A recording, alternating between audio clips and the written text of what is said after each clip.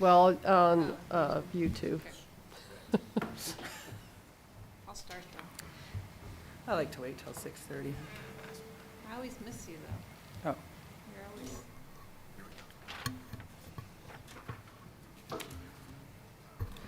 All right, the time is 6:30. It is December 5th. See? Recording in progress. Okay, it's December 5th, 2023. It is 6:30. I will call this meeting to order. Roll call. Trustee Zazzaro. Here. Trustee Hartz. Here. Trustee Moreland. Here. Trustee Thomas. Trustee Wolf. Here. Trustee Ah. Here. And Mayor Tarkington. Here. All right, would everybody please stand for the Pledge of Allegiance?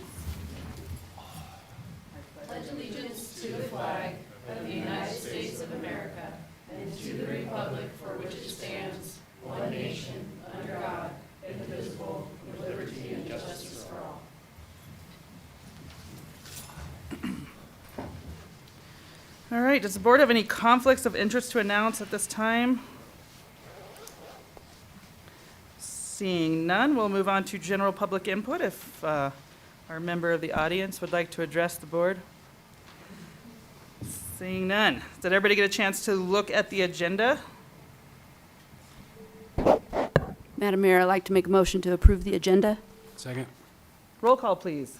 Trustee Zazzaro. Yes. Trustee Hartz. Yes. Trustee Moreland. Yes. Trustee Wolf. Yes. Trustee Ah. Yay. And Mayor Tarkington. Yes. All right, at this time, we will pause our regular scheduled meeting and open up our public hearing. Our public hearing is for Family Dollar Beer and Wine License Application. And you do have a link to that packet. That's a big packet. Were they going to attend? They were going to attend via Zoom. I did send them the time and the link. Okay.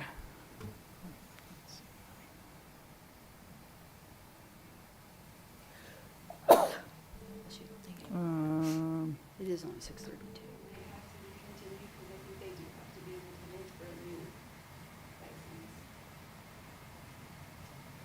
Yeah, because this isn't a renewal, it's a, Yeah, I didn't hear what she said.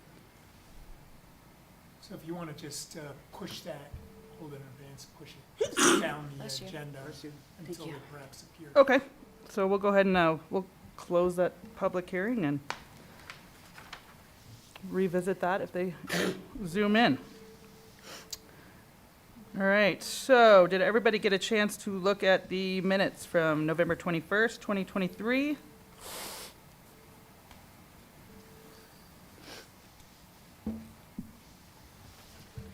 Yes, Madam Mayor, I'll make a motion to approve the November 21st regular meeting minutes presented by Town Clerk Justin Heaton. Second. All right, we have a motion and a second. Any further discussion? Roll call. Trustee Zazzaro. Yes. Trustee Hartz. Yes. Trustee Moreland. Yes. Trustee Wolf. Yes. Trustee Ah. Yay. And Mayor Tarkington. Yes. All right, we'll move on to our town manager report. Katie. Yeah, so you have a couple items there on my report. And then down to the carrier neutral location, Regional DOLA rep Patrick Rondinelli did respond. His response is in the statement there. And I think that if we look at a town option to manage that CNL, it's not necessarily preferred at this time. The Deeply Digital could be a conflict because they could be the fiber provider to the area and actually using the CNL. A third party would be like DB Tech. They have the skills to be able, and they're the ones that are actually installing. They're a third party installer for Deeply Digital. And then the preferred choice would be Region 9. So there is a broadband meeting next Thursday, and I have that on the agenda for Region 9 to be considered. Send us a kind of a lease just like you saw from La Plata County's CNL and see if that works. Really, I don't think we're going to make money on this. I think the goal is basically to cover the utilities. There's air conditioning running in the summertime and heat in the wintertime. So we do want to make sure the utilities are covered in some way. So unless you would like to see an additional lease fee for that, this is not necessarily a decision item, but I was going to bring a more formal document back to you at a later time. But you can certainly discuss any additional fee for that CNL. We paid 50% of that. The other 50% was a grant through DOLA, through our broadband grant.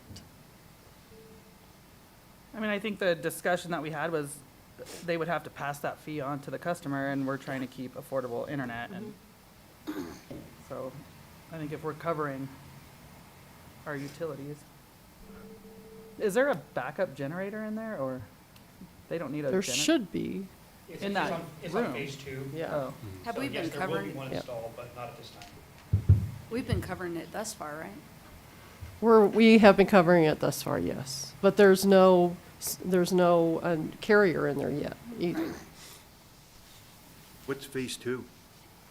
I mean, what's that, what does it involve? I don't know what phase 2 is. I thought that was the generator was, Yeah, so. There's two phases of the installation. Right now, phase one is the CNL building, the electricity and all of the basic conduit and fiber pulled into it. Phase two, they have a bunch of other anchor locations. Phase one, they're installing 7 anchor locations, which are basically in public buildings, the library, town hall. I don't know all of them off the top of my head. So once they get in and get lit and actually start serving customers, they'll have the gas service installed and then a backup generator put in at this time. Right now, all the fiber is dark, which means it's not lit. They haven't been able to provide services. So that's basically the phasing for the project is once they get in, all their rack space filled and start bringing customers online, that backup generator will go in after that. Then phase two is the upgrade the building enough to make Yeah. it usable. yeah, so, And yeah. right now, they have DC battery backup for 12 hours is what they're saying right now. So the backup generator is a no-fail option. They do have backup power in there. So as it I sits. do know the anchor locations are in the DOLA grant that we have. Mhm. So it's just, phase 1 and phase 2 are still part of the grant, one grant with the town. Yes. Okay, just want to make sure. thank you, Jeremy. Katie, anything else you want to touch on? We have the card security system. We have an executive team that's putting that, that's implementing that, and Amber Abdallah, she's leaving on vacation, I believe, tomorrow, but she's been doing a really good job of training and kind of getting up to speed on the badge system, so. All right. Does anybody have any questions for Katie? All right, we'll move on to Dustin.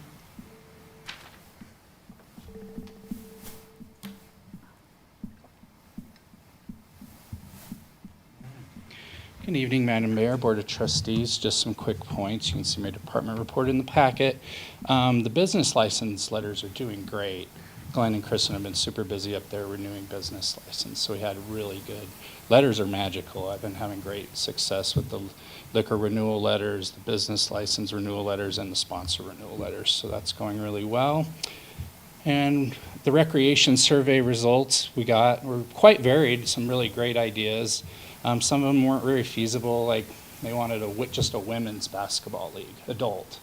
We just don't have enough registering because you got to do at least 3 teams, otherwise you're going to be playing the same team every night, and it's not going to go well. So the people have spoken, and we are going to start up a pickleball league.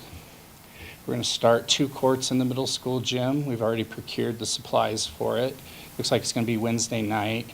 What we're trying to do there is trying to be the least intrusive to the youth volleyball coaches, because that's going to start right around the same time in the beginning of February. So we're going to open up registration for that next week. And because this week we have registration going for K through 4 basketball and adult soccer, which closes on Monday. So far, the only age group we're really struggling with in basketball is kindergartners. And it's kind of hard because they're their own league. So it's not K and first like it is in soccer or pre-K and K. So if you guys know any parents of kindergartners, please get them signed up so we can keep that league going. So far we have 3 adult soccer teams signed up. So looking forward to maybe getting about 6 of those.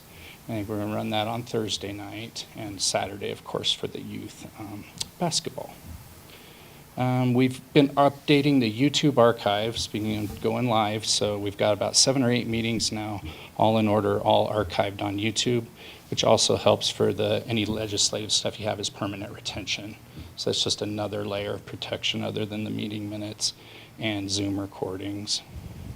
We're kind of in a holding pattern on archiving actual paper stuff because DataSafe has let me know that we're at about 13 terabytes of memory, which is huge. We need to be down to about 4 or 5. They're going to eventually go to a fee structure where they charge for how much memory you're using. So Patrick's been working with me trying to see where we can narrow it down. His tech language is very confusing sometimes. I struggle with, there's a bunch of pictures on a drive, so I want to delete all those pictures, right? Well, he's saying that's not what's in the cloud, and it's the cloud that has 13 terabytes. So we're kind of in a holding pattern. We're doing the things we know are permanent retention, building permits. Most of Nicole's stuff, about 90% is permanent retention. But we're kind of holding off on some of the stuff that's 2-3 year retention schedule. All the meeting minutes and all that's all been digitized. So things we know are permanent, we'll make space for on that. Election preparation has started. I know something near and dear to all your hearts up there. We've started making the calendar. We are getting a book soon from the CML, but the CML also has webinars that have been great. I attended the first one. I have an elections background, but not in municipalities. So it was great to learn that. It's great to get the calendar rolling so I can sit there and say, okay, we got this, we got that. Some of Kathy's old stuff has been a great resource. I just basically have to go in and relabel it. So thanks, Kathy, for that. And we're working on the jerseys. So we talked about that last meeting. Unfortunately, they're having some supply problems with the extra small and smalls. We do have some medium and larges ordered. We're hoping to get those for youth basketball before picture time. That's about it. Any questions for me? Where did the pickleball equipment come from? We purchased off of Amazon on a Black Friday deal. Nice. Yeah, it actually was pretty affordable. I think it was $300 or When d- $400 for 2 sets. And when does that registration close? Pickleball, we haven't opened it Oh, yeah, yet. no, okay. Yeah, we're going to start the league in February, though. Oh, gotcha. We're going to wait till youth basketball's done. It's a little bit bigger of a league than youth volleyball.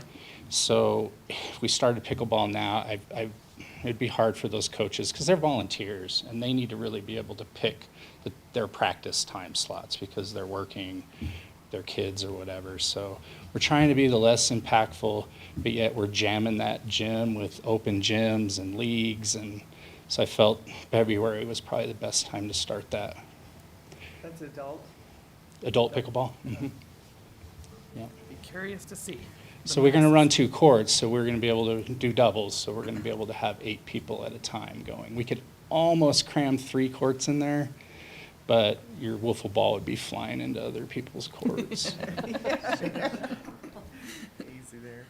But it's exciting. I mean, the people spoke. There was a lot of people, and it was a very positive response.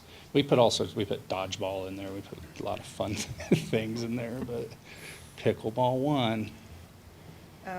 The data safe, I noticed there was a $8,000 charge for that this last November.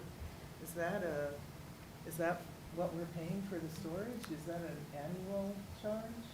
I'm sorry, I couldn't hear what you were saying. Oh, I'm sorry. The data safe, I noticed there was an $8,000 charge on the financial statement for November. Is that related to the storage? Is that what we're paying for storage? No, that's a contract that we have with For DataSafe. IT.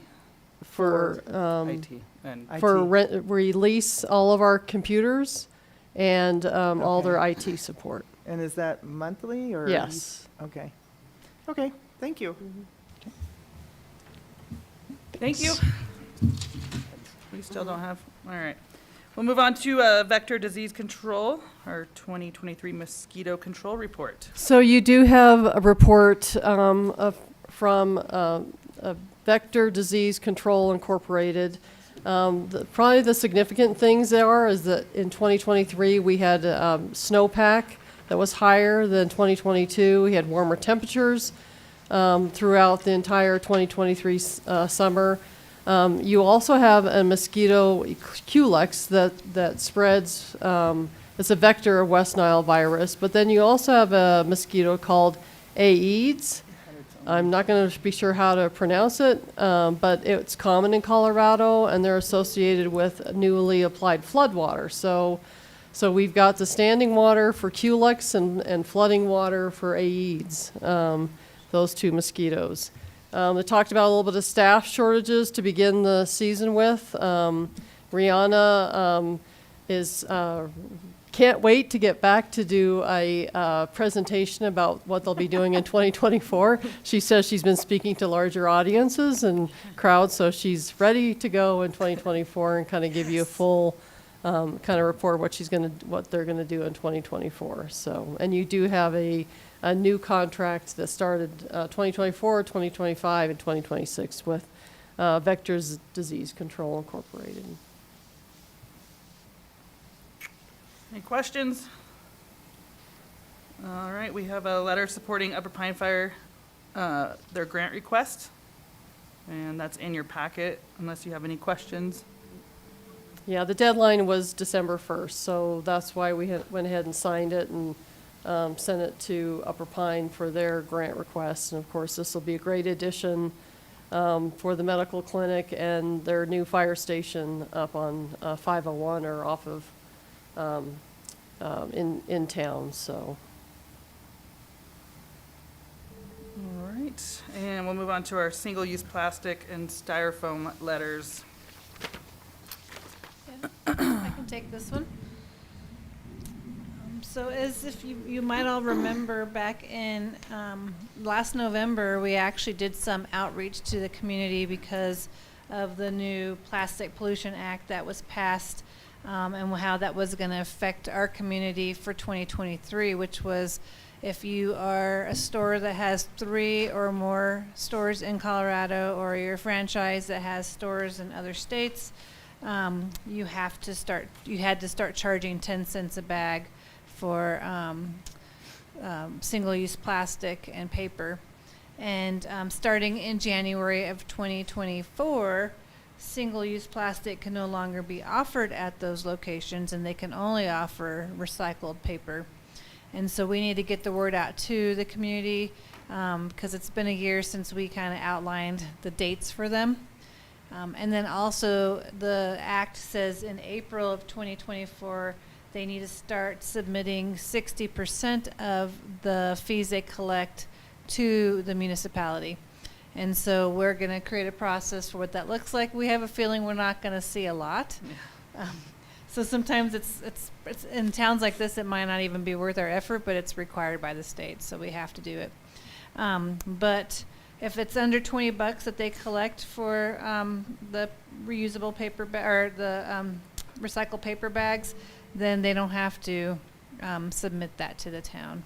So we have a feeling we're not going to see a lot of it, but we do need to get the word out there. And that's for again, single-use plastic and recyclable paper bags. And then there's another piece of this, and this is for restaurant owners, and this affects every restaurant in the state of Colorado. And after January 1, they can no longer distribute expanded polystyrene product or styrofoam takeout containers. If they have some still in their supply, they can use those, I believe, until the end of June, but they can no longer purchase those and no longer give those out. So, so 2 different letters we got to send out. All restaurants in the state that applies to, and then the plastic, single-use plastic bags applies to, again, stores that have 3 or more stores in Colorado, or they're part of a franchise that has stores even outside the state of Colorado. So we have a few of those in town. True Value, both dollar stores, Napa. So those right now would be the ones that this would apply to. So we're going to be sending letters out specifically to those stores.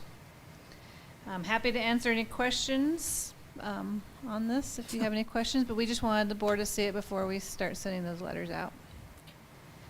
I mean, what is a restaurant supposed to provide receipts that they bought a case of styrofoam last year and they're, you know, I don't think so. I'm I like, think, who's checking that? Who's enforcing that? well, they put all the enforcement on us. Right. So the fees that we collect, we're supposed to use for enforcement. And so, you know, that's going to be a challenge in itself. I think all of us just have to remind them when we go into the stores and restaurants. But we'll make sure we get the word out there. And yeah, I think they have till June 1. And then they can't use the styrofoam anymore either, even if they've purchased it. So. Okay, any questions on that? All right, we'll move on to our financial action agenda. Do we have any public input for items 5A through F? All right, we'll go to our November 2023 disbursements. Does anybody have any questions?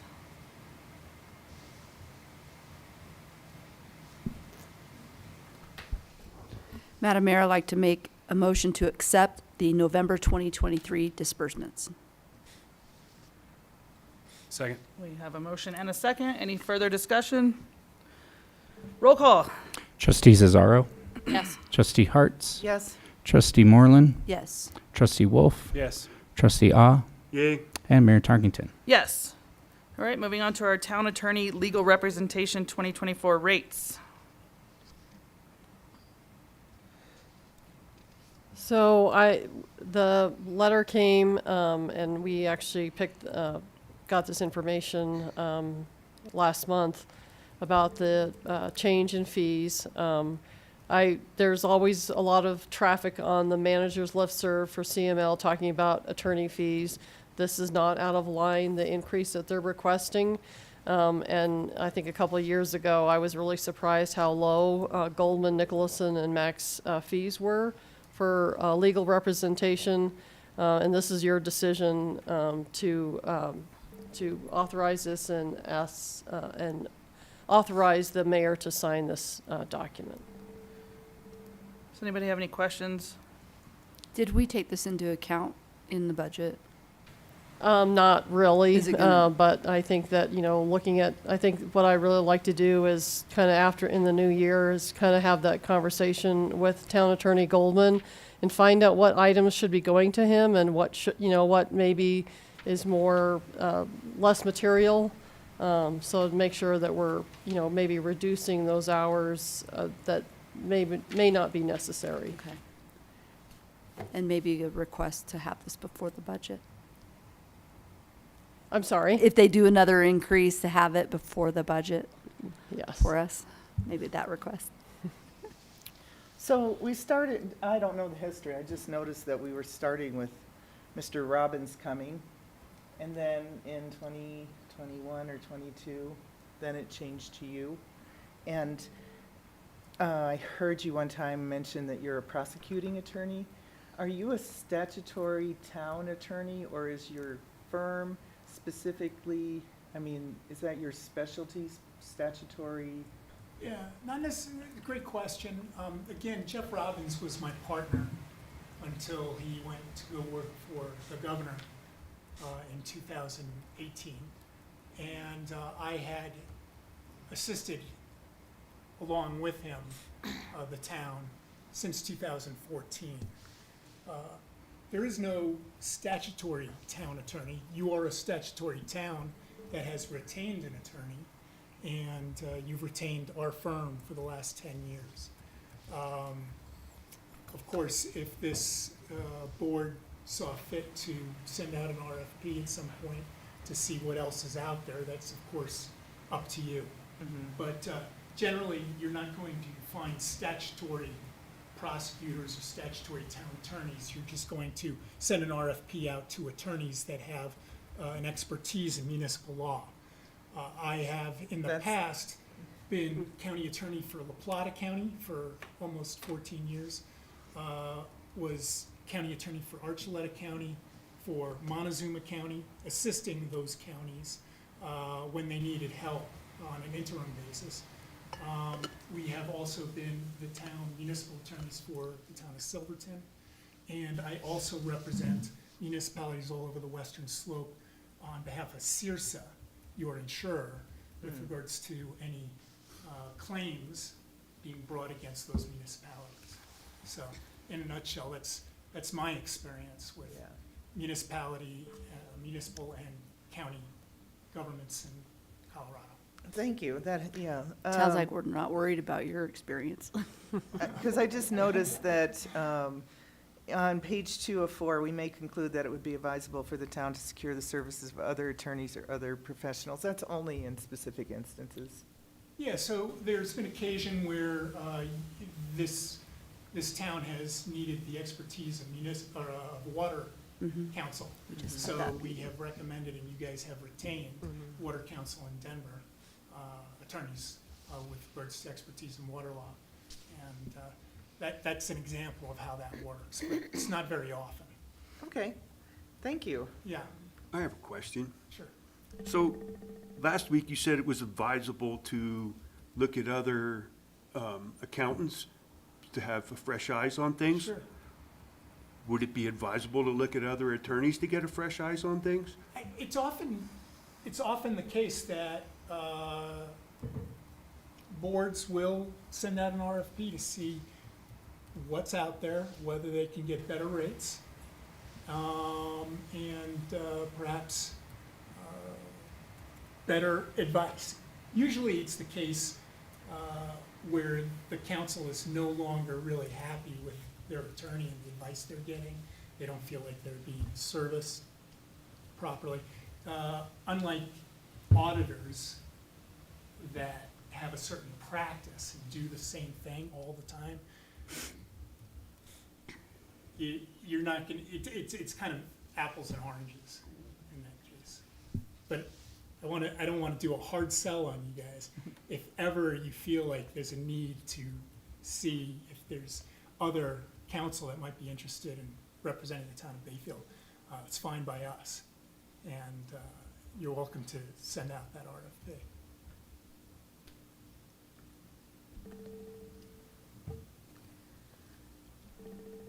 Any other questions from the board? Nope. I would entertain a motion if. Madam Mayor, I'd like to make a motion to authorize Mayor Tarkington to execute the updated legal representation document. Second. We have a second. I don't know who you're giving it to. Roll call, please. All right, Trustee Cesaro. Yes. Trustee Hartz. Yes. Trustee Moreland. Yes. Trustee Wolf. Yes. Trustee Ah. Yay. And Mayor Tarkington. Yes. All right, moving on to custodial quotes. We did have some late stuff come in on that. Yes, Kristen Dallison basically put together the spreadsheet that I sent out email, and it's also in paper in front of you as well. We advanced cleaning when we started opening up the senior center for commercial kitchen use. We had advanced cleaning come in there and do a major cleaning and then some other cleaning after the remodel. Carrie is very happy with them. She would really like to do the senior center for every week instead of every other week.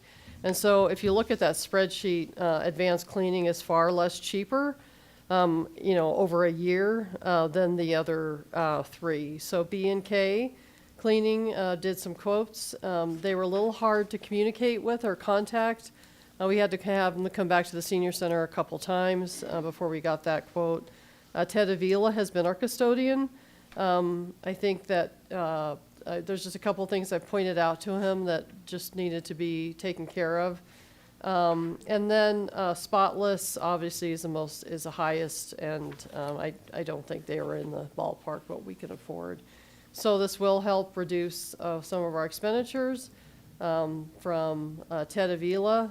Almost a third of what, or advanced cleaning is a third of what Ted Avila's is, so. Do we have experience with advanced cleaning? Yes. Oh, so they're the ones that did the They're commercial. the ones that did Okay, the Gotcha. commercial kitchen, and they came back and did some cleaning after the remodel. And Carrie's got high expectations. So if you can please her high expectations, Advance did a really good job. I'm just blown away. They're coming in so low and they're promising the same numbers of cleaning, you know? I don't know, she was very personable, very, she came in town hall, went to the police department, really easy to talk with. Of course, we've gotten to know Ted as well, but Yeah, I mean, I would take it if that's shouldn't be the any case. That surprises saves a on bunch of that money. side. But then This- Ted's, he goes through February, correct, on his? He goes through February, so what you would have to do is you get a contract in your next meeting, whether it's this next meeting in December or in January, and then we would just if you award Advance or one of these others, then we would let Ted know that his last day would be such and such a date, and end of January or 1st of February, so. This includes all the chemicals that they would need to clean everything? That's what I understand, Okay. yes. Now, not toilet paper and paper towels, Sure. but typically the cleaning supplies, yes. Okay, cool. Well, I would be all for that. If Are we somebody, happy with Ted's services? I'm happy. We moved a large filing cabinet right next to Glenn's desk. And I just thought it was odd. It was just, you move a big filing cabinet that's been there for, 16 years, and just clean around it. And the dust was there. I think Kristen finally got a rag and cleaned it up. So, there are little things that just miss, so. And we had Ted rebid this, or this is his? Yes, current this is pricing? his rebid. Okay. Yeah. Well, and let's add, if you go on Facebook, on Advanced Cleaning, they have 14 reviews and a 5-star. Carrie knew it. Carrie said.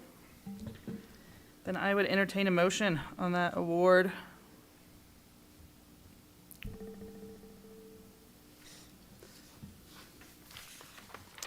Madam Mayor, I'd like to make a motion to approve Advanced Cleaning for the custodial contract at, which one is it, the So it would be 13? adding, yeah, it would be that 13. At $13,200 annually. Second. All right, any further discussion? Roll call. Trustee Cesaro. Yes. Trustee Harts. Yes. Trustee Moreland. Yes. Trustee Wolf. Yes. Trustee Ah. Yay. And Mayor Tarkington. And Yes. tell Kristen good job in getting the quotes and Oh, getting yeah, that down. she did a great job, thanks. All right, East Mill Street Gateway Pay App. So this is the first payment request, number 1, for East Mill Street. I'm going to get to that page. Sorry, get a little backed up here. The town engineer reviews this to make sure that they have done what they're supposed to have done.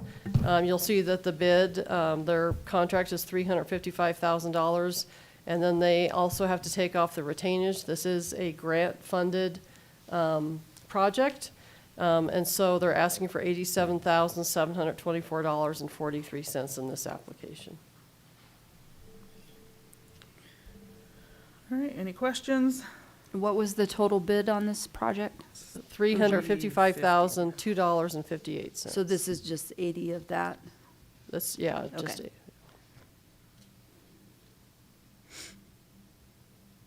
Are we still on track for what they quoted us?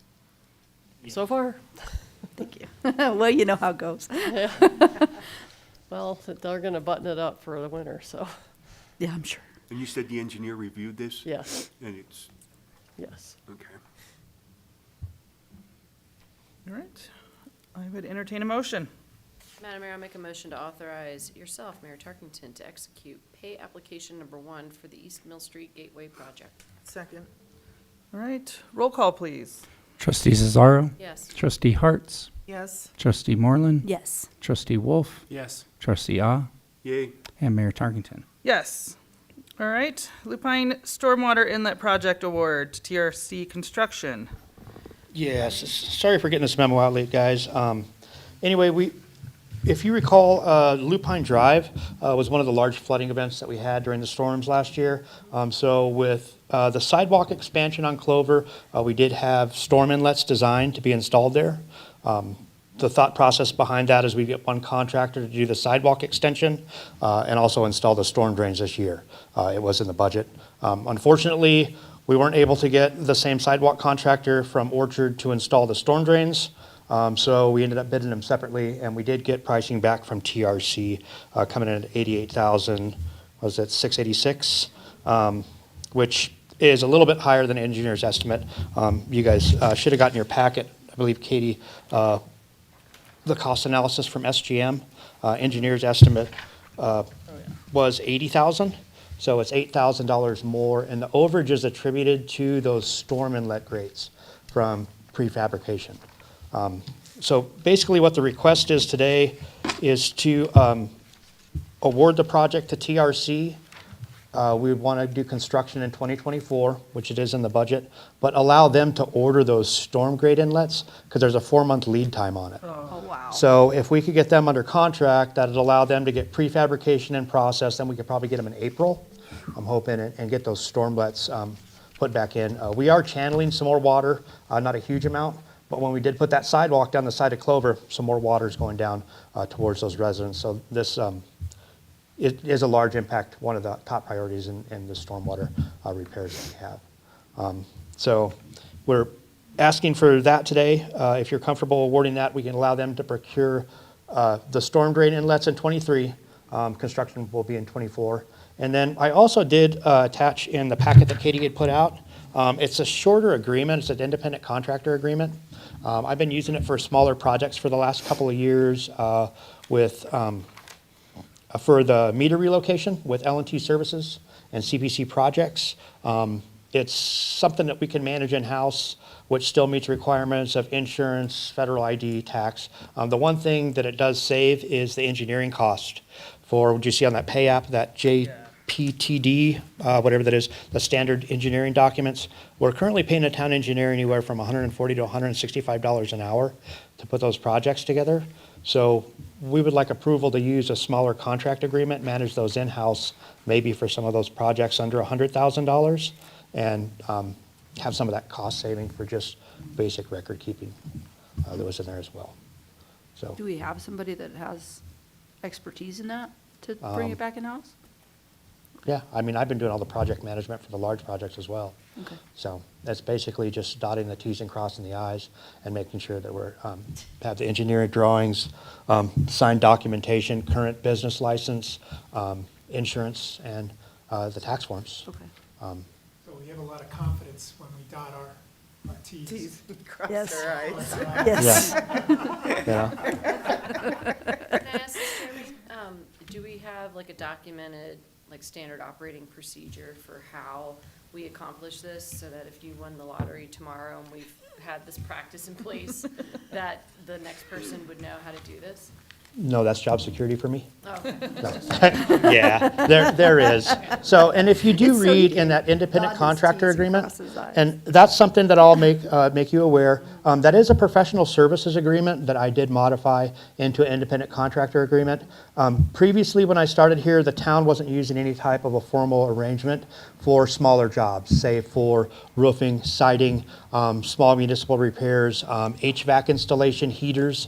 So we started implementing this, so our $2,000, $2,500 contracts has something that's binding, so we can, one, hold the contractor liable for completing those services in a professional manner. As well, it protects the contractor. They have something they can take back and say, no, the town agreed to pay us X, Y, Z for appropriately installed equipment or vice versa. So you're more than happy to have Attorney Goldman take a look at it and make sure that it would be appropriate for a smaller project. But I think that's up to the board's comfort level. But some of these smaller $30,000 projects, I think there is some cost savings that we could see by using a little simpler agreement with some of the contractors, especially ones like TRC has done a lot of civil work for us in the past, and we're pretty confident that they would complete these smaller jobs. My question is this two different motions, or is this, Yeah. can we give direction? we're looking for a motion on the TRC construction award, but then are you? So can we- you can make, award, TRC, the Lupine Stormwater, Inlet Project, using this standard, I don't know, ICL, is that what you called it? That's ICA. ICA ICA. contract could be one motion, I believe. Using ICA contract? Yes. Agreement, yeah, the independent contractor agreement? Okay. So, Before you do rip. so this is a stormwater thing. Yeah. So, and we don't have the stormwater enterprise in our budget in this. We don't. So but, what kind of expense is that? It's a street repair. Okay, So we would be able to absorb it, and that's what we talked about before. So in the 2023 budget, when you see the Clover sidewalk extension that was adopted there, there was a dollar amount, $35,000, I believe, was for the sidewalk extension, and there was another $65,000 for the storm inlets that were installed in the same proximity. When we were trying to roll that into one project and hopefully be able to wrangle one contractor to go in, install the prefab storm drains, well, we didn't have any luck bidding it together. okay. So those funds, when we were talking about the Mill Street Gateway, are attributed to the sidewalk project, but that's going to carry to 24. We do have funds available in the street fund from the Clover sidewalk to be able to spend, I believe, in the engineer's estimate, it's going to be around $12,000 for the storm inlets and the grates. And that's really what we're looking for your approval for this year, is to get those ordered and get them coming, so we can have them early spring. So are we approving the 88,000 or 12,000? The 88,000, Okay. we'd need to approve the project award for TRC to have them procure the Gotcha, appropriate okay. material. All right, good questions. I would entertain a motion. Madam Mayor, I'll make a motion to award the Lupine Stormwater Inlet Project to TRC Construction in the amount of $88,688, utilizing an independent contractor agreement. I'll second that. All right, any further discussion? Roll call. Trustee Zazzaro, Yes. Trustee Hartz, Yes, Trustee Moreland, Yes. Trustee Wolf, Yes. Trustee Ah, Yay. and Mayor Tarkington. Yes. Thanks, Jeremy.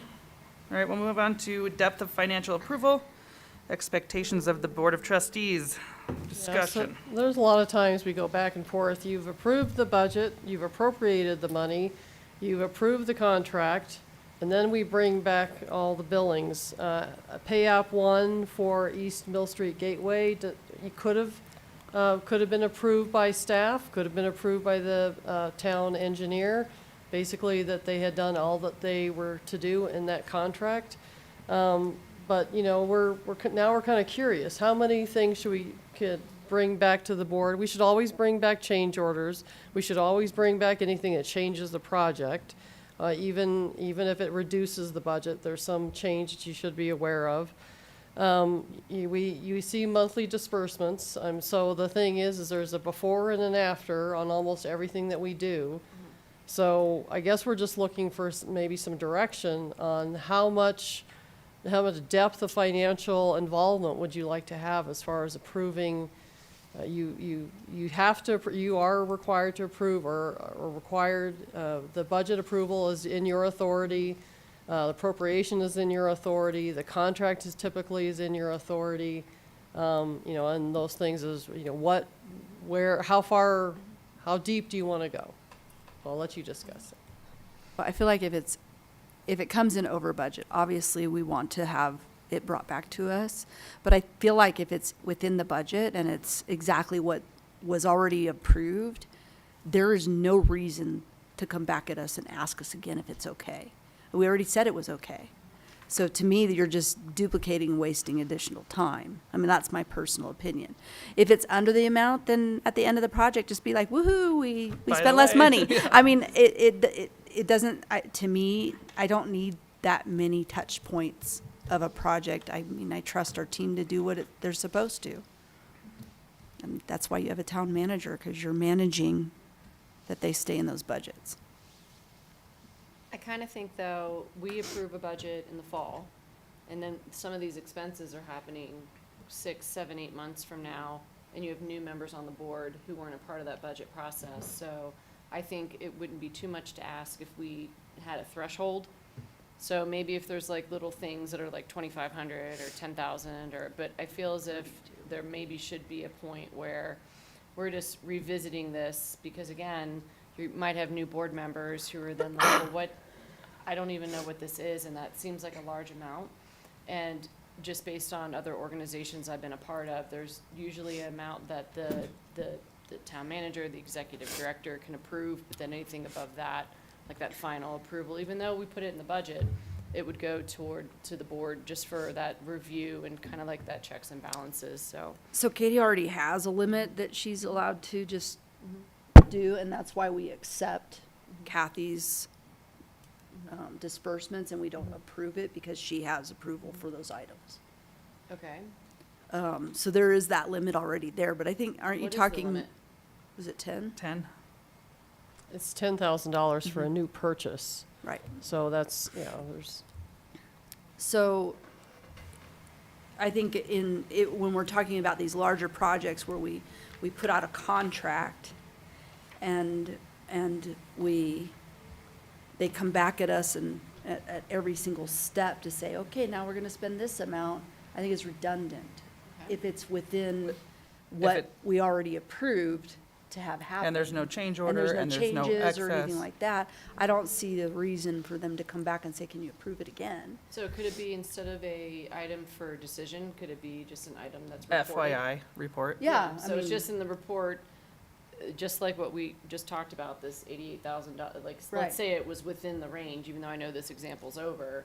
If it was just in the items for just report out and not for decision, then we don't have to make motions and Right. approve them. Okay, Yeah. I would be I okay like, with that. I'm way okay with that. I yeah. like the idea of report versus decision, but just so that the board is aware of, yeah, we budgeted that, and there it is. Well, not only that, it tells us where you're at in the project too. Yeah. So that helps. and this would be before we make out a check. That's what I'm assuming. Well, we're not making any decisions on it, it Okay. would Yeah. just be for a report. FYI. Yeah, it's so just it'd be- FYI. I think So you could have you could made- make the check. You could make your decision. So if it's in the, Complete maybe, you know? Yeah. Mill Street Gateway. we're Yeah, issued a check for 25% X amount, this complete part's at- completed and paid. Yeah, at This amount or something. Yeah. I think that'd be fine. Yeah, we could put it in our department reports, Mhm. because normally Jeremy Right. and I do talk about our CIP projects, so we could just say where we're at Mm-hmm. in the process, Yeah, and if and we- anything's been paid out Yeah. that month. Any other thoughts? Everybody good with that, or Yeah. is this our public hearing? I would ask Dustin. Dustin, is this, then I'll go ahead and, go back to that, because I feel like if we cancel our meeting in our next meeting, then they're gonna have to play catch-up for a couple months. Do you have oh. enough direction on that one Oh. item? so Are we what good? I'm hearing is reporting it. Maybe every department director that's responsible, make sure that there's a place on your report to identify these large contract payment applications. And obviously, you're going to see it in the disbursements. And then when it's complete, maybe round up the whole thing. This is how, this is how it's paid out, it's done, Yeah. whatever else. That's what Yeah. I'm hearing. Would this also include, like, if we said, in, like, when we do the budget, it's, someone needs a truck, someone always needs a truck, some department. So would that be, you guys can just go forth and get your truck, and if it was within what we had talked about in the budget, that would end up being in the report? Because I feel as if sometimes you try to hurry up to get the approval from us, when, if it was already approved, you could just buy it. And then, because sometimes I know deals change, so are we saying that that would also be allowable? So that's not what I'm hearing. Okay. Obviously, it would make That's- things a little more streamlined, but some of those things have to go to, we have to get quotes, a certain amount of quotes, and then look for your approval. Some of them, when we found a vehicle for the police department that was about the cheapest we could find anywhere, and was, 5 days before we had to purchase it, it came to you kind of an emergency to, what do you think? And you did approve that. That I think does need to come back to you. Okay. Yeah. Well, okay. I if it's wasn't budgeted- thinking on a budget Or like is in, payouts. I'm not thinking your annual budget. I'm thinking more like, okay, we need to do a project. And that project, we put out RFPs. We would take a look at the RFPs, make the decision, and then once we made that decision that we went ahead and agreed to this, they don't need to come back and be like, okay, we're at stage one and we got to issue out 50,000 of the 250. Do you approve it? I don't want to have to if it's within the budget of what they submitted to Right. us initially. So project is different from making a purchase to help. It reduce would be a snow new removal. purchase, so you're actually Right. approving a new purchase, They're new, yeah. like a new Even contract. if it was something we discussed and included in the budget, we Right. still are, okay, I'm just, Yeah. sorry, I'm A just lot of steps. still. Yeah. Well, then I mean, I guess I could also see it as if it was budgeted, could there be an amount at which it could be a report versus be we're making that decision? If you have fiscal processes where you're getting 3 quotes and you're following those processes, I'm not sure why use your best judgment. If it's in the budget, pick the one which, I don't know why I am picking which cleaner we are using. If you guys determine you got your quotes and you want to use this one, why do I care? Like, I'm not a subject matter expert in how to clean these buildings, so that's where I'm just not understanding that's a new service or that's a contract, yet we're I'm not understanding the difference, is what I'm saying. I Yeah. feel as if if it was budgeted and you found what you needed and you did your due diligence in our finance policies and procedures, then why can't you also then go buy your truck? Why not? Well, let's say, for instance, like Mark needed a new mower, and we asked him to go get 3 quotes. And there's one that comes in at this price, one that comes in $5,000 more, and one that comes in $10,000 more. But they fall within the budget. If he just went out and bought the one that was 10,000 more, I think we would have a lot more questions. And Right. Right. I think we need to have that discussion, like, why do you have to have that one, you know? I think that there's Some standards that we should be able to provide in the public setting that, oh, by the way, this mower, this $10,000 more, has got a better rating, or it doesn't need as many oil changes, or, the blades don't fall off, or, things Well, like maybe that's that. something where Mark can make a decision at a specific amount, and then above that, it goes to Katie, and then above that, it goes to the board. Like, So okay. you're, in the 2021 budget, in the 2020 budget, that your previous town manager put together, there was basically all those financial policies that were in there. They weren't followed, but they were in your budget document. So what I'm asking the staff to do is actually put together a policy. How does an employee get a credit card and then code a bill, and then what's the next step that they bring it to? Do they have a department director that should be approving that versus just, sending in, hopefully that we don't have, everybody doesn't have a credit card, but basically that process. So we're trying to put that together so that, it kind of starts from the ground up, but we need kind of your direction to do that. So the amount, if it's all like this 88,000, if it's already, you've already had it in the budget, you've already approved the contract, and and now do you really would need to see the pay application for, $87,000, so. To me, it's more like you were saying, the pay application piece of it that That's we the don't need issue. to have brought back. That's the pay bazillion it's times, actually yeah. paying for it. Right, Telling you if we can get approval for it is maybe a little different issue. right. Does that make a little No, more I sense? feel as if we budgeted $10,000 for a mower, and we find mowers that come in at 5,000, 6,000, and 7,000, we already approved it at 10,000, so use your best judgment and explain why, if you pick the most expensive one, why are you picking that? So that you can justify that if anyone has questions after the fact. Now, if it's something that's above a certain threshold, maybe it's a $100,000 purchase. I don't know that any of our division directors are making new purchases in that amount. Well, that's what I'm saying. So there's a threshold in which you use your director, you get paid based on being a director, using your best judgment. So why do I need to decide which mower? If you say, I want the $8,000 mower and here's why, that can be in your monthly report or Well- your weekly report. It's one thing for $8,000. That's what I'm saying, have a With- threshold for the Yeah, amount. with $1,000 difference, but we just went through the cleaning thing. Okay, we have $30,000 budgeted for cleaning. So somebody could say, well, you know, I really like that guy, I don't really like change, I'm gonna keep that. And we just lost our, you know, $17,000 savings and something that Carrie likes, and Carrie is particular. That's your cousin's wife or something. I mean, Right, like in this right. town, it could be So- possible, Right, but you now know? we're going down the lines of But things that we're are just, you unethical. know, like, there's a wide range of what could be okay. So really, out of all of these, we're getting the monthly disbursements. We have it in the budget already. We're gonna get the bids. We have a threshold for bids, do we? Over Okay, so we're 10. gonna get the bids. So the only thing that we're really taking out Is the pay-ups. is the payouts. Yeah. Right. And so, kind of another perspective to look at this is it's public money and it's considered public funds. And we have to have a certain amount of transparency. And so having those approvals, even though you want to leave it up to Jeremy, because Jeremy obviously knows what he's doing, he understands it, he knows how to logically support what he thinks is right, and most often we do agree with what he has to say, but you also have a due diligence to your citizens to be transparent about it. And the only way you can be transparent about it is to have it in a meeting and have it recorded and that sort of thing. So that's why I don't want to give away too much of it, even though it would streamline things and make things so much easier for you guys and shorter meetings for us.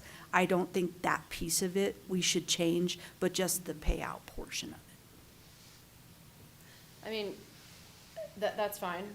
This is clearly, we're giving direction. I just think that there should be a point where Jeremy can just go to Katie, and here's my bids, and here's why I want to pick this one. And then maybe Katie determines, okay, that needs to go to the board versus everything has to go to the board. That's just my thought process on that. If there was a threshold amount, and again, we have staff in these positions, they make good judgment calls. I don't know that they've ever brought anything to us where I'm just like, what the heck? And yeah, they know more about this than I do, so if they can't explain why they want something that's $500 more than something else, then maybe they're not the right person for that position. I mean, but that's fine. If you just want to do payouts, I mean, that's fine. I was just trying to make it made more sense to me to just do it across the board. And it would be in a monthly report out, so it would be documented in a board meeting. But Trustee Cesaro, just a little layer on top of that. It protects the town in many respects if the board is also getting its eyes on something, especially when something's gone out for bid and people have made their bid. Quite often, if someone feels like they've been wronged in their bid process, they have sometimes brought suit against the municipality for not properly reviewing the bids and perhaps going for the lowest bidder or following their own procurement code and so forth. So again, on top of the transparency aspect, it's also an opportunity for the town to really protect itself even further. Okay. So does that cover that? Are you? No. Okay.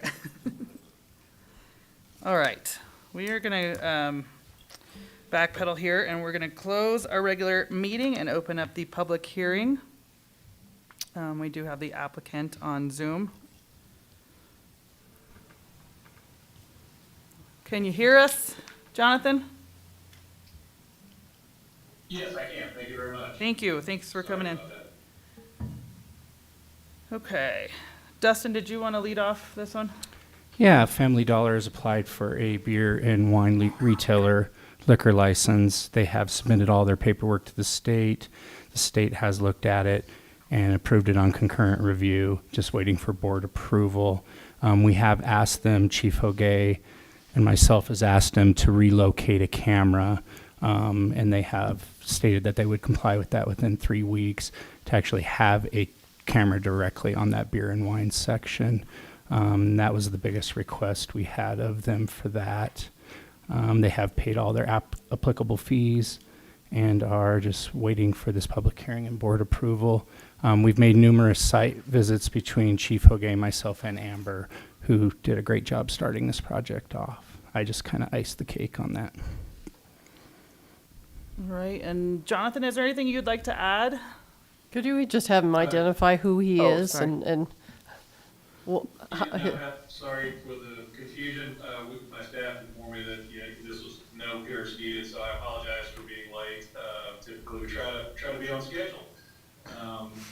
But Family Dollar takes the sale of beer and wine very seriously. They have very significant systems in place to ensure that they do not sell to minors, do not sell in any way that violates local or state rules. They train their entire staff when and if they get licensed to sell alcohol. Nationwide, they have between 2,500 and 3,000 stores that are licensed to sell in various jurisdictions and have a violation rate of less than 2% over the last 4 years. So they're very, they have a zero tolerance policy, although as a large company, mistakes do happen. They take it very seriously, and they are very proud of their low violation rate across the country and in Colorado in particular. And Jonathan, would you mind stating your name and address for our record here? and his Certainly, position? And position. Jonathan Crumley, Atlanta, Georgia, 1100 Circle 75 Parkway, Suite 210, 30339. And what is your position at the company? I am a senior consultant, third-party consultant for them. We do applications for them and provide information on their policies nationwide. Okay, thank you. Does the board have any questions? None? Public input? From our one member of the audience? Pretty straightforward. All right, thank you, Jonathan, for being here. We're going to go ahead and close out the public hearing, and we'll open up our beer and wine liquor license action part of the agenda. And if the board has no further questions or comments, I would entertain a motion. So do we need to include or have some confirmation that that camera was moved before we make a motion? It's not required. It was just something that Chief was more comfortable with in case there is upticks in shoplift or minors trying to grab it and run. We can definitely, I can go back and pay another visit to see if it's up. And I believe they got another week. As part of any motion, I might suggest that it be subject to the camera, a motion to approve subject to the camera having been moved to the location as recommended by the chief of the Bayfield Police. Can we make it subject to, if it's not a requirement per law? It's not a state requirement, but the local licensing authority can make it one. All right, any other questions or comments?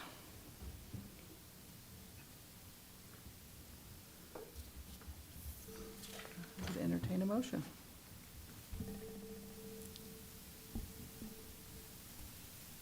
Madam Mayor, I'd like to make a motion to approve the Family Dollar beer and wine liquor license application based on the information that's been submitted, subject to the camera being moved to the recommended location by Sergeant Hogue. Second? Chief, you got demoted. Sorry, Chief. You got demoted. I totally went military in my brain, just so you know. All right, we have a motion on the table. Oh, Tom seconded. Any further discussion? Roll call. Trustee Cesaro, Yes. Trustee Hartz, Yes. Trustee Moreland, Yes. Trustee Wolf, Yes. Trustee Ah, Yay. and Mayor Tarkenton. Yes. Tell my husband. All right, thank you, Jonathan, for being here. Thank you so much. I appreciate your accommodation. I was really worried we were going to have to throw a meeting together just to get that back on the Oh, agenda. yeah, right on the 19th. Yeah. All right, so we are moving on to our action agenda. Do we have any public input for 6A through D on that? Nope, seeing none. We'll move on to Resolution 599, the emergency telephone service surcharge increase. So Chief Hogue is actually on the ETSA board as a chief of police. And this increase is a little more significant than the last one that we had. It's $207, or $2.07 per phone line. Hold on, I'm just gonna find it. Lost it. It's $2.05 per line. It's up from, $1.72. and that was that increase of to $1.72 was back in 2021. So this is the first increase in a little over 2 years to cover what is federally mandated for new equipment for the dispatch center. So they had to increase this to cover the cost of what the federal government made them buy, come in compliance. Sirens. Uh-huh. Is there any questions on that from the board? How does this affect our budget? I don't know if we're charged this fee. I know that all Or it's private customer. lines are charged that Okay. monthly. It'll affect all the cell phones we have. It'll affect all the cell phones that are privately owned. Typically, it doesn't affect I can't remember on the phone line. Don't think we're charged because we're a government agency. Okay, so it really only goes to the citizens? Yes. Gotcha. All right, I would entertain a motion. Madam Mayor, I'll make a motion to approve Resolution 599. Second. All right, roll call, please. Trustee Zazzaro. Yes. Trustee Hartz. Yes. Trustee Moreland. Yes. Trustee Wolf. Yes. Trustee Ah. Yay. And Mayor Tarkenton. Yes. All right, Resolution 600, Community Banks of Colorado Intrify. Yeah, so Finance Director Cathcart basically has been working on getting Intrify. We have only 2 banks in Bayfield, TBK Bank and Community Banks of Colorado. We did reach out to Trustee Thomas and Trustee Moreland. There's no conflict of interest because we were not going to go outside of Bayfield for banks that they work in. So we kind of determined that the best place for an Intrify is Community Banks of Colorado. So this resolution, we did have a resolution. If we went with TBK Bank, we would not have to come back to you. In this case, could change to Community Banks of Colorado, and that does require a resolution for you to approve it. And some of the questions that were asked basically have been addressed by Community Banks of Colorado. You're looking at the draft resolution, section 1, it appears that there might be a typo whereby the words to and from should surround TBK. Where it should Yes. say town banking Yes. operations will be transferred From. to TBK from community banks, or No, the opposite. the opposite? From TBK to Banks of Colorado. Yeah. Okay. Which one, where are you seeing that? Where the town manager has authority right there. Says from TBK to community banks, which is correct. Oh, okay. So we don't have to worry about that. All right, any other questions or comments? I'll just make a comment that when they presented it to us, TBK Bank versus Community Banks of Colorado, Community Banks of Colorado actually did earn more in interest for the town than TBK Bank did, and as well as a simplified version of it versus what they were requesting at TBK Bank. And so that was one of the things that was identified and most likely why they made the choice that they did to recommend community banks.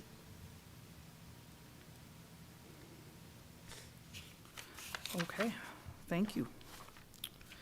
I would entertain a motion. Madam Mayor, I'd like to make a motion to approve Resolution 600. Second. All right, roll call, please. Trustee Zazzaro. Yes. Trustee Hartz. Yes. Trustee Moreland. Yes. Trustee Wolf. Yes. Trustee Ah. Yay. And Mayor Tarkenton. Yes. Moving on to Resolution 601, bank signatories for the town. So the signatories for the town are, this is similar to what you approved when we had to change some signers on the account.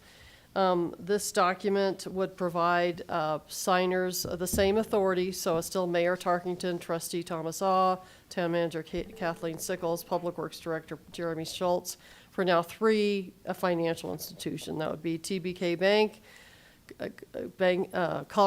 Community Banks of Colorado, and Colorado Trust. And the reason is it's going to take us a while to transfer those funds. So in other words, we have sales taxes deposited in our TBK checking account. We have other dollars that are transferred and deposited. We have other accounts that are automatically paid out to other, like, payroll taxes and stuff that are paid out of this account. So, and even sam.gov has to be changed, this account information as well. So it'll take us a while to make these changes. I would hope it's in a couple months, but if it takes until April to get all this changed, with a new election, you'll probably have to have another resolution anyway. Which is why I was gonna ask why we don't maybe put Trustee Hart's on there versus Trustee That's just up to- yeah, because. that's up to you. Just because Means it we takes do longer. know she's gonna be here longer than, unless you think you're gonna renew, you might. I haven't decided yet. So we can revisit that, I Yeah. guess. Okay. Madam Mayor, I make a motion to approve Resolution 601. Second. All right, roll call, please. Trustee Cesaro, Yes. Trustee Hartz, Yes. Trustee Moreland, Yes. Trustee Wolf, Yes. Trustee Ah, Yay. and Mayor Tarkington. Yes. All right, Resolution 602, the Emergency Operations Plan. Yes, this emergency operations plan has been kind of rattling around my desk for over 3 years. And I think with Chief Hoguet's entrance into the police department and reviewing this, it was a lot easier to work with him. And then also Upper Pine River Fire Protection District, we worked with them, the school district, and also La Plata County regarding this emergency operations plan. It is not necessarily, we're not a emergency managing agency. We're only basically outlining how staff will be involved. So in other words, if we do have an emergency, who does what? Is there a declaration? There may be a declaration for 7 days, and then we're gonna have to call the board together to basically continue that declaration. And declaration has a lot to do with the ability for reimbursement of expenditures and other things that you want to make sure that you kind of have documented and how that's going to work. Katie, when I was reviewing the plan, there's maybe 1 or 2 places where I think an acronym could be changed, but I don't think that impacts what we're doing. I was wondering, is trustee notification when there is an emergency, does that fall under, it would have been Nicole, I think, is the section. I just was wondering when trustees would be notified of the emergency, because it'd be really great to get notified by town staff before we get notified by others in the Town. community. Yeah, town. So I just And you're like, what? that's specifically called out in the plan, and since trustees might need to be pulled together to do any kind of, emergency policy or approvals for things, I just thought if that was added in just for early notification, so that we would know who's available to do what if needed.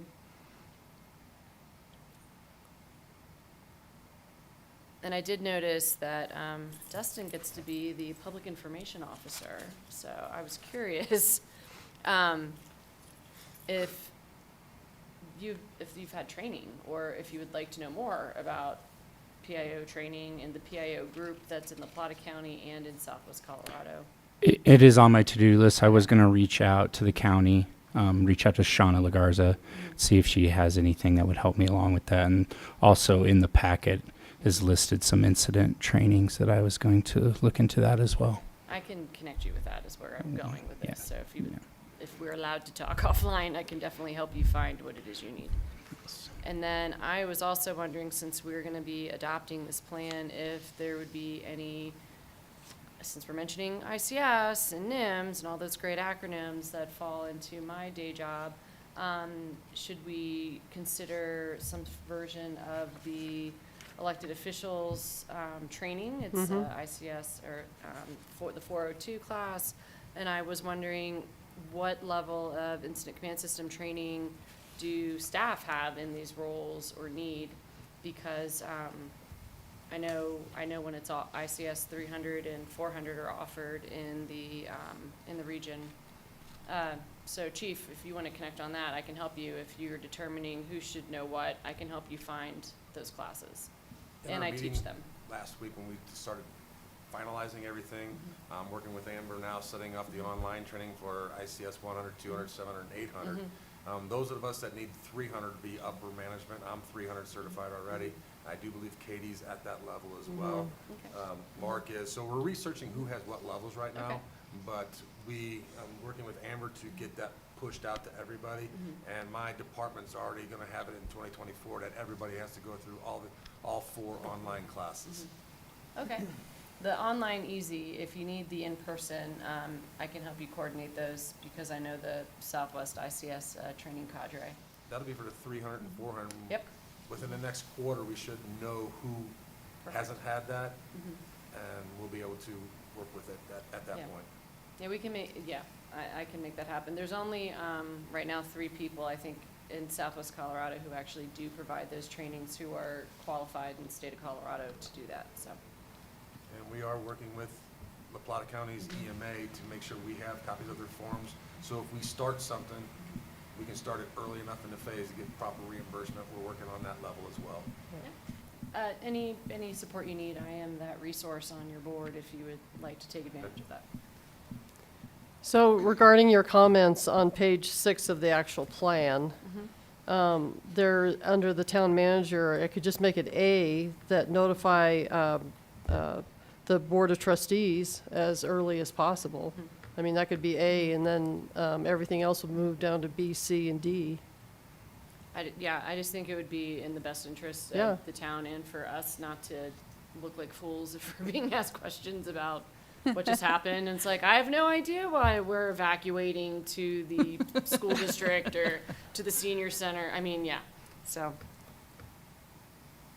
I'm okay with not looking like a fool. yeah. No, I like situational awareness, and communication is always the after-action report of what was lacking during a response, Yeah, so. well, the situation that happened was when there was a gas hit. Yep. They hit a gas line, and Mesa Meadows was evacuated to the senior center, and they showed up at the senior center, and everybody's like, Why are you here? why are you here? And I didn't know anything about it until, I think somebody from Mesa Meadows let me know, why are we going to the senior center? Like, I have no idea, so. On the subject of communication too, since this is a living document that can have changes made to it without, coming forward to us, how are you going to communicate the changes that are to the documents as they're being made? I think that would probably be a report. We have a safety, person. Corey Griffiths has been kind of our safety person. We're kind of doing really well with that. And now, these next steps are, who's going to be responsible for this actual document and keeping it up to date. It's more the leadership team, and we did define the leadership team. So that we kind of know, that it'll probably come back to you. I mean, there's minor changes. If there's major Yeah, changes, I mean, like, you're gonna if see you're it. just fixing a spelling error, I don't need to know. It's also going to, like we had, cell phone numbers are going to change. If the county manager, I mean, Shauna wanted me to put the county manager's cell phone in there. I was like, well, I have no idea what that is, so that'd be a good start. Yeah. Okay. That was my only question. Any other questions, thoughts, comments?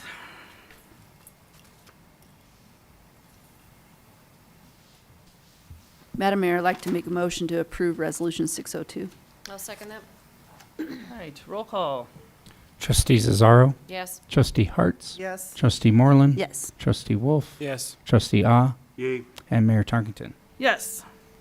All right, upcoming dates of interest, I guess we'll let everybody know about that 19th meeting, but it's probably looking, I was worried about that liquor license. I figured they'd come begging back. Glad he called in, so. And then we did have a meeting, a joint work session with the county commissioners yesterday morning.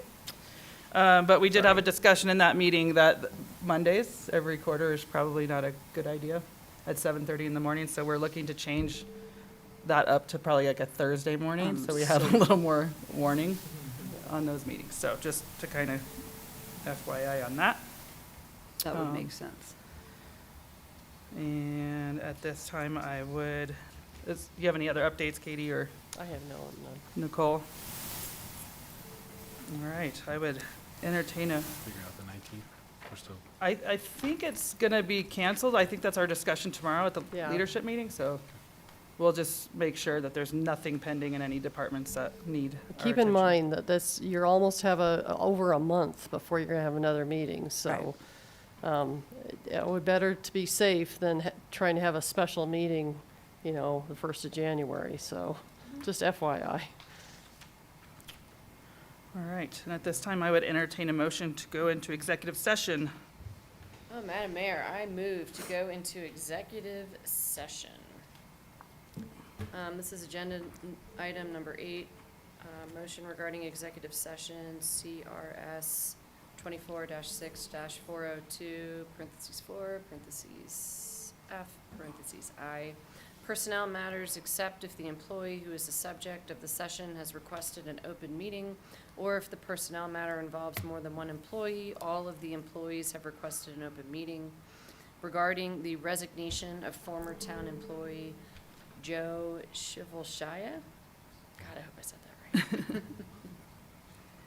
right. We have a motion. And if I just may, with regards to that citation, that's CRS section 24-6-402, 4F, Roman numeral 1. Oh, 1, okay, sorry, yes. All right, we have a motion with a correction. Who are we including in that meeting? So I'll get to that. I'll read all that. Okay, I like to include HR. I mean, So Town Attorney Goldman, you had 3 people, staff members, including yourself, that would be included in that? Yes, Yeah. so I might suggest that, of course, the board, the town manager, myself, and your HR director, And Chief of? and the chief, Yeah. yes. okay. Second? Second. Roll call. Trustee Cesaro, Yes? Trustee Hartz, Yes. Trustee Moreland, Yes. Trustee Wolf, yes. Trustee Ah, Yay. and Mayor Tarkenton. Yes. I'd also entertain a motion to go into executive session regarding agenda item number 9. I move to go into executive session regarding agenda item number 9, motion regarding executive session, CRS section 24-6-402, parentheses 4, parentheses F, parentheses Roman numeral 1. Personnel matters, except if the employee who is the subject of the session has requested an open meeting, or if the personnel matter involves more than one employee, all the employees have requested an open meeting. Regarding Town Manager Katie Sickles' annual performance evaluation pursuant to CRS Section 24-6-402, parentheses 4, parentheses F, parentheses Roman numeral 1. All right, we have a motion on the table. Second, Roll call. Trustee Cesaro, Yes. Trustee Hartz, Yes. Trustee Moreland, Yes. Trustee Wolf, yes. Trustee Ah, Yay. and Mayor Tarkenton. Yes. All right, Good everybody. night. Aye. Everybody gets a minute here to Adjust adjust. and leave. Get out.